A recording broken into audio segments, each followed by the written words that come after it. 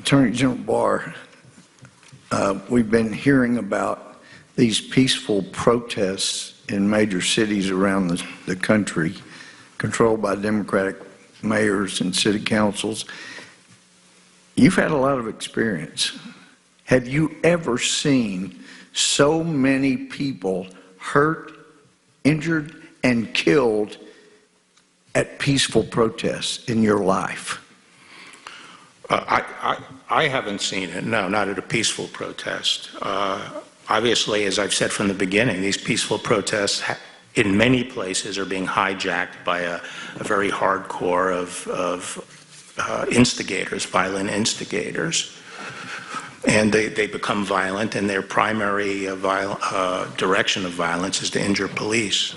Police casualties far exceed anything on the civilian side.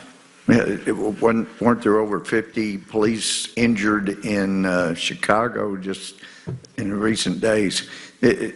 And now I'm hearing this allegation that this administration is helping spread coronavirus, COVID-19, and yet these are some of the same people that just castigated the president for shutting down travel from the location where the virus was coming from. And now some seem more interested in defending the Chinese Communist Party than they are our own country. But what occurred to me, hearing this allegation about this administration helping spread COVID, would it be a good idea then, perhaps, if that's the big concern here, that maybe the federal government should shut down the protests during this COVID-19 spread so that we can satisfy our colleagues that you're doing more to stop it? Has that ever been a consideration? No, I've never considered that. Well, it would apparently stop some of the allegations being thrown here. Now, I know you know history. Going back to 1917, the Bolshevik Revolution, the Mao Revolution, some of these tactics we're seeing are not new. Trying to get, even David Horowitz, I introduced one time as a former socialist, he said, no, I was a full-blown communist. But he has pointed out that he started looking away from the group he was in because he saw they were interested in trying to provoke the police to kill somebody so that they could really create mayhem. You're familiar with that tactic by Marxists, are you not? Yes.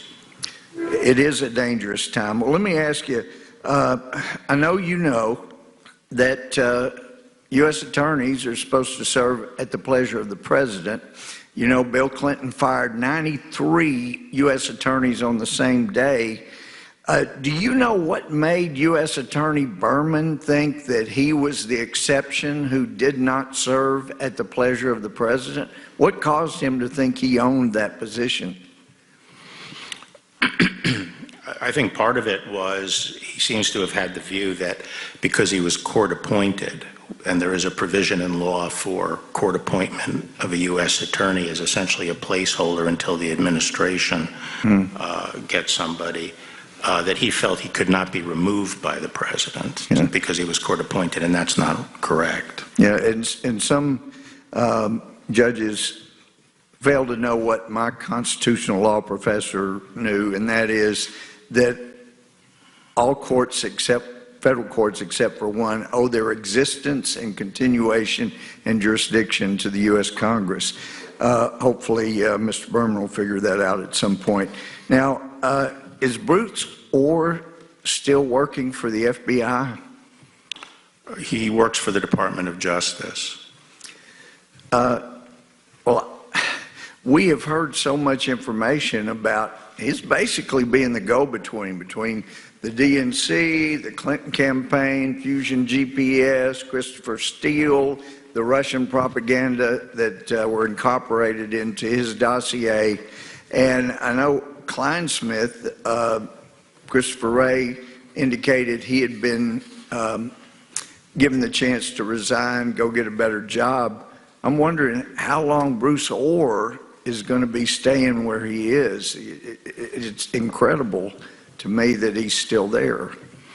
Well, I can't talk about, individual personnel matters.